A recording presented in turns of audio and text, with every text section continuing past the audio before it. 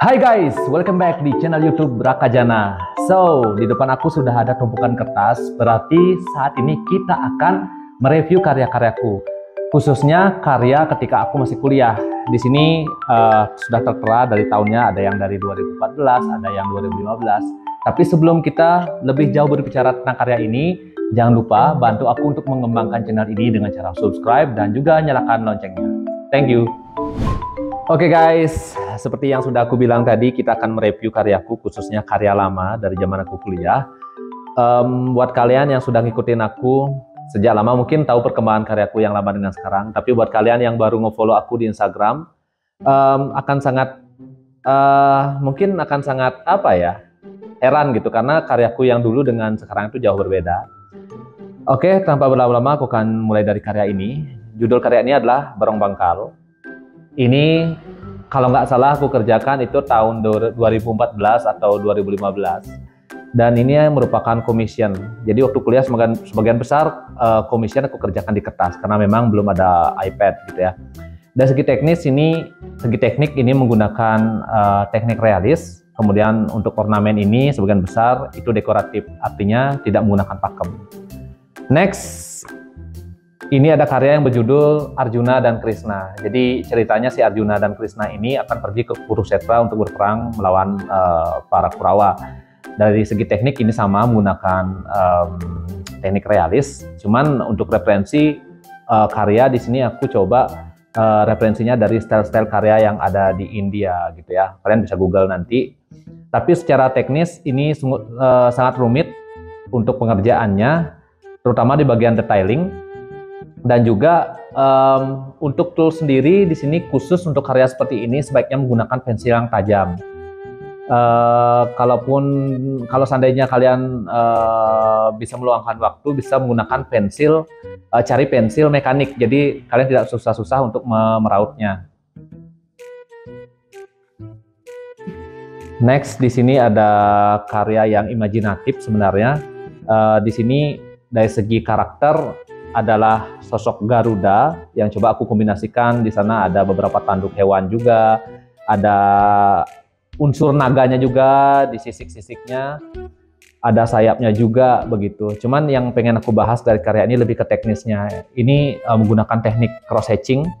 Untuk tool sendiri aku menggunakan drawing pen yang 0,05 yang aku kombinasikan dengan tinta Cina atau menggunakan kuas juga di sini.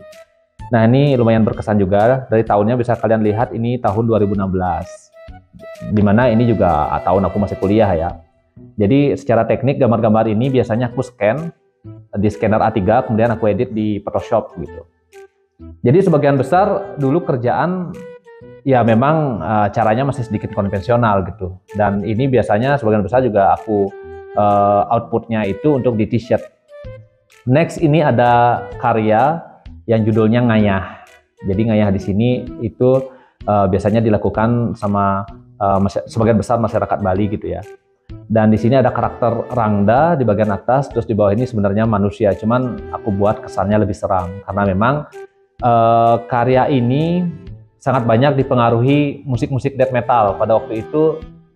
Tahun 2014 sampai 2015 karyaku banyak yang memang berunsur tengkorak, berunsur tanduk, tulang, dan lain-lain gitu ya. Karena memang terpengaruh musik-musik death metal pada waktu itu. Dan ini juga sama, menggunakan drawing pen untuk toolsnya. Dan di sini aku kombinasikan beberapa teknik. Kalian bisa lihat di sini ada teknik pointillism atau dot gitu ya. Di sini penggunaan titik-titik. Kemudian ada cross hatching juga, ada engraphing style juga. Jadi aku sangat suka explore dan tidak terlalu terbatas dengan satu teknik saja. Next, ada karya yang berjudul Garuda Wisnu Kencana. Mungkin kalian tahu patung Garuda Wisnu Kencana yang ada di Bali. Nah, ini inspirasinya dari sana. Cuman tidak secara spesifik aku tiru ya. Dari segi ukiran ataupun gerakan itu sangat berbeda sebenarnya.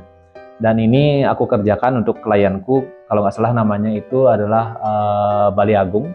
Bali Agung adalah salah satu clothing atau brand yang memang berfokus pada desain-desain yang berkonsep Balinese culture gitu. Nah ini commission aku buatkan untuk brand tersebut. Ini juga sama menggunakan pensil, kalau nggak salah ini pensil mekanik yang aku kombinasikan dengan pensil Faber-Castell 8B. Ini aku buat tahun 2014. Dan ini juga lumayan berkesan karya ini.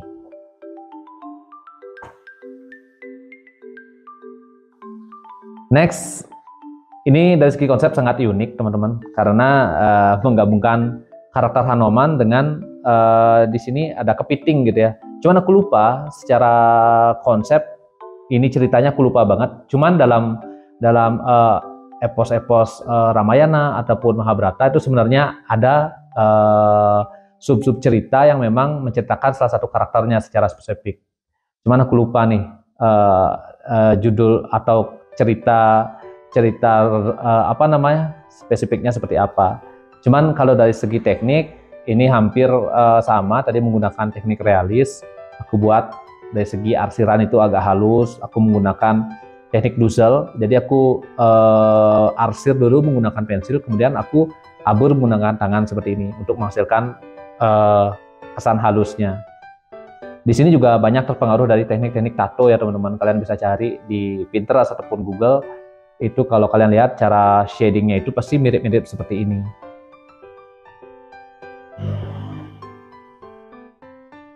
Next ada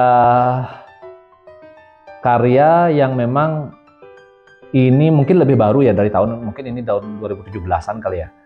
Di sini menggunakan toolsnya itu adalah drawing pen, aku kombinasikan dengan kuas lira, plus ada tinta Cina, dan aku sangat puas dengan hasilnya ini. Aku coba explore, jadi untuk outline secara garis besar menggunakan kuas, kemudian garis-garis kecil yang ini untuk arsiran aku menggunakan drawing pen. Dan ini bukan commission ataupun apa namanya aku cetak untuk kaos, itu bukan, jadi aku hanya untuk latihan. Jadi aku memang menggambar selama ini nggak hanya ketika ada orderan, tetapi ketika ada waktu senggang, aku coba untuk mengasah keterampilanku menggambar dengan mencoba teknik-teknik baru yang belum pernah aku coba sebelumnya. Dan kalau dari segi konsep di sini aku terinspirasi dari culture-nya negara Tibet, dan di sana cukup unik aku lihat dengan aksen-aksen seperti ini, makanya aku kombinasikan dengan tengkorak. Next, kita balik lagi ke pensil, pensil dan juga ada karakter Barong, kemudian ada Rangda, dan juga ada Barong Landung. Ini merupakan commission dari, aku lupa ini personal project kayaknya, ada yang order dulu. Terus ini outputnya adalah di kaos. Dan ini juga lumayan rumit pengerjaannya karena harus menggabungkan 3 karakter yang detail gitu ya. Tapi ya juga harus secara komposisi oke juga gitu. Nah, sebagian besar gambarku dulu itu pasti detail seperti ini. Kalau kalian tahu gambarku sekarang pasti sudah sangat jauh berbeda. Karena itulah pentingnya kita latihan, karena aku sering ditanya sama teman-teman sekarang, bagaimana sih cara kamu menemukan style yang kamu gunakan sekarang? Jawabannya adalah kamu atau kalian harus sering latihan, karena dengan sering latihan suatu saat nanti hasil latihan itu akan terakumulasi menjadi gambar kalian saat ini, seperti itu. Oke, next ada karakter Singa Ambararaja. Ini merupakan maskot dari Kabupaten Buleleng, dan di sini gambarnya sangat detail. Dan untuk pensil masih sama dengan yang tadi, aku mengkombinasikan pensil mekanik dengan pensil Faber-Castell 0,8. Nah, yang jadi kesulitan di gambar ini selain detailnya ini adalah kita juga harus membuat sayap kanan dan kirinya itu juga harus proporsional gitu. Nah, kalau yang sekarang kan mungkin gampang ya, karena ada fitur mirroringnya itu di Procreate. Nah, kalau dulu tuh harus buat ini nih satu-satu. Dan ini aku buat untuk brand Europe, brandnya beli Nano Biru. Untuk ukiran sendiri ini dekoratif, jadi bukan ukiran pakem, karena sekali lagi aku susah banget untuk meniru ukiran yang sudah ada, karena memang nggak tahan untuk improvisasi. Akhirnya terlahirlah ukiran seperti ini. Untuk teknik ini menggunakan teknik realis, dan aku buat di sini arsiran itu halus gitu ya.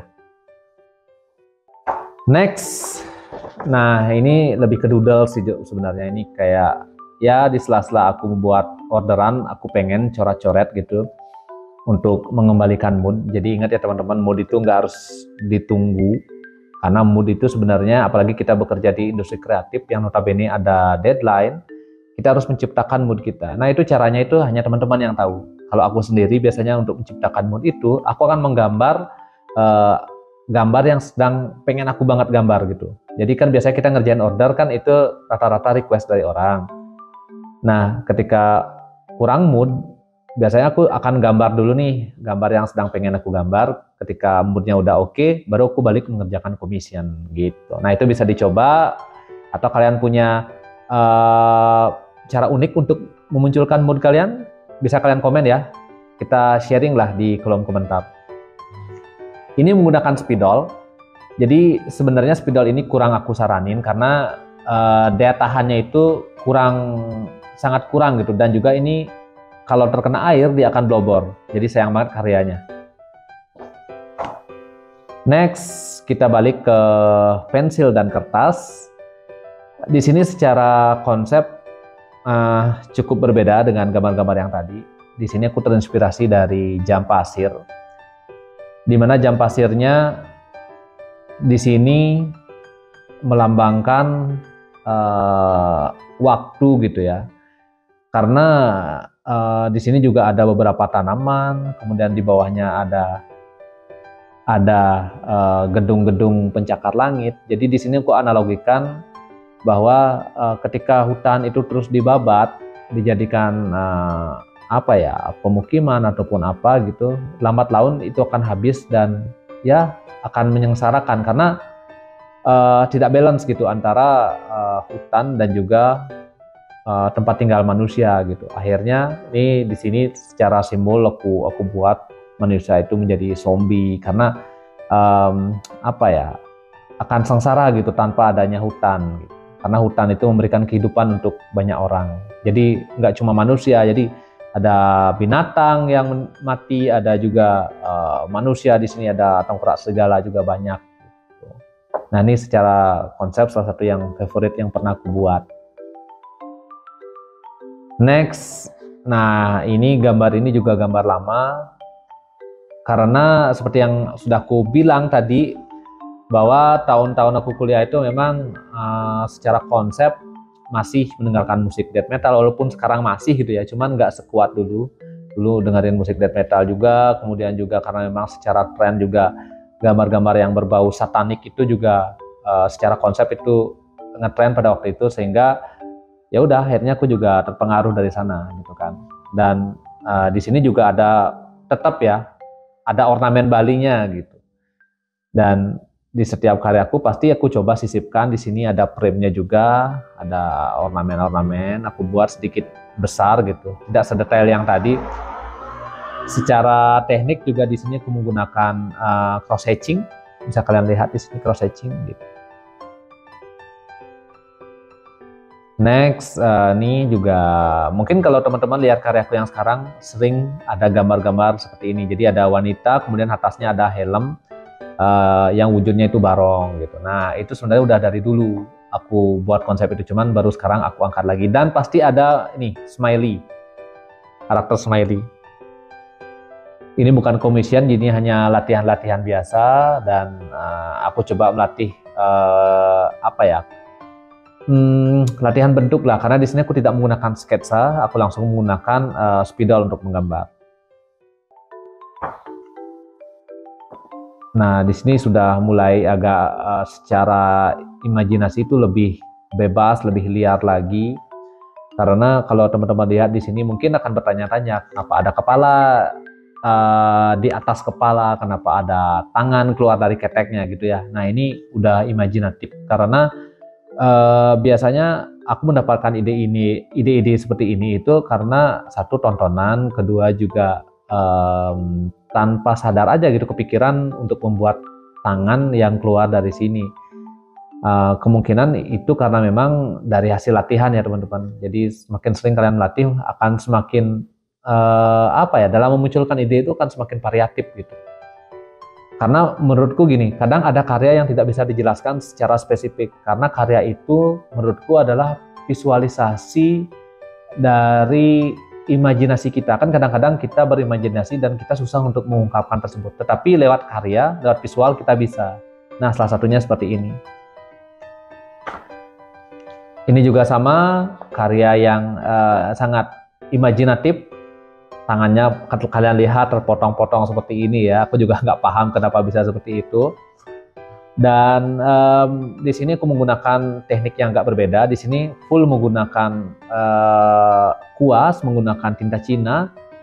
Dan ini tanpa sketch, jadi aku langsung gambar seperti ini untuk melatih bentuk, untuk melatih imajinasi juga. Di sini aku menggunakan teknik kering, jadi kuasnya tidak terlalu basah, jadi masih kering aku gunakan untuk membuat arsiran seperti ini. Ini juga sama, secara teknik sama. Nah, ini karyanya terinspirasi dari PUBG. Jadi waktu aku menggambar ini, aku lagi senang-senangnya main PUBG. Aku lihat beberapa skin yang keren, akhirnya aku buat gambar ini. Ini juga sama, tanpa sketch dan menggunakan kuas dan tinta Cina sebagai alat gambarnya. Nah, di sini karya yang sangat-sangat kompleks. Karena satu, ada banyak karakter di sini, ada kupu-kupu, ada burung, serigala, ayam, ada ular kobra, bahkan ada kodok di sini kalian lihat. Ini merupakan commission dari klienku dari Portugal. Dia minta gambar shaman seperti ini. Karakter ini adalah karakter dari India. Kemudian dia minta agar dikombinasikan dengan beberapa hewan. Gitu. Akhirnya terlahirlah karya ini. Dan karya ini secara teknik menggunakan cross hatching. Jadi dulu aku lumayan sering menggunakan teknik ini selain engraving style juga. Kalian bisa lihat detailnya ini. Aku lupa nih berapa hari mengerjakan. Kalau nggak salah antara 2 atau 3 hari deh. Di sela-sela kesibukan kuliah juga.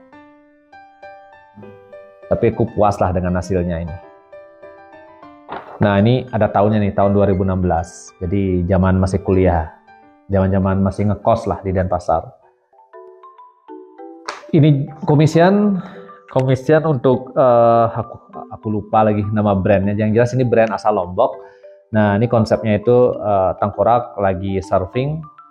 Dan di sini karena zaman itu susah untuk membuat lingkaran, jadi lingkaran ini aku print dulu nih. Aku print di komputer, kemudian sisanya aku gambar deh menggunakan drawing pen. Jadi ya namanya juga industri kreatif, kita harus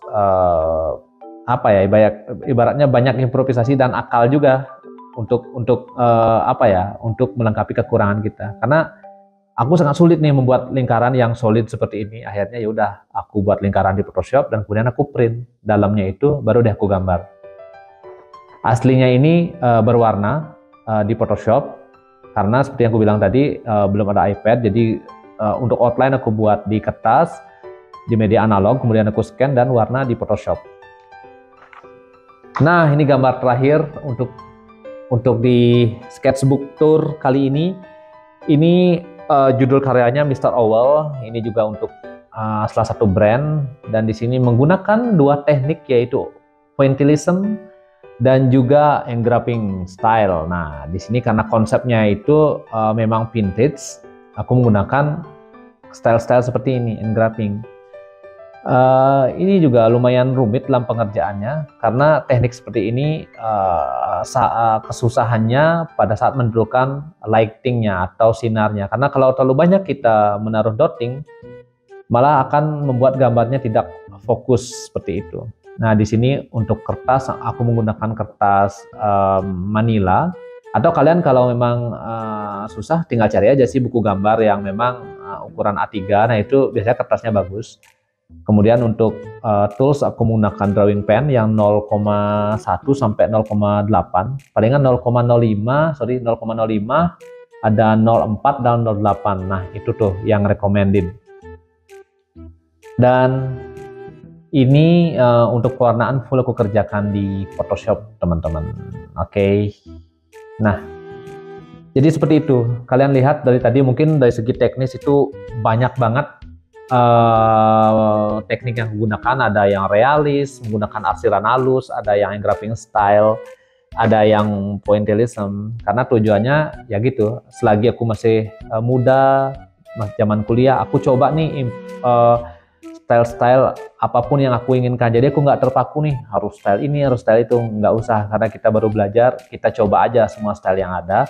Karena suatu saat ya itu, kalian akan menemukan satu style yang nyaman dengan kalian, dan kalian nggak usah pusing-pusing menamai style kalian, karena orang lain yang akan menamai style atau karakter kalian. Oke?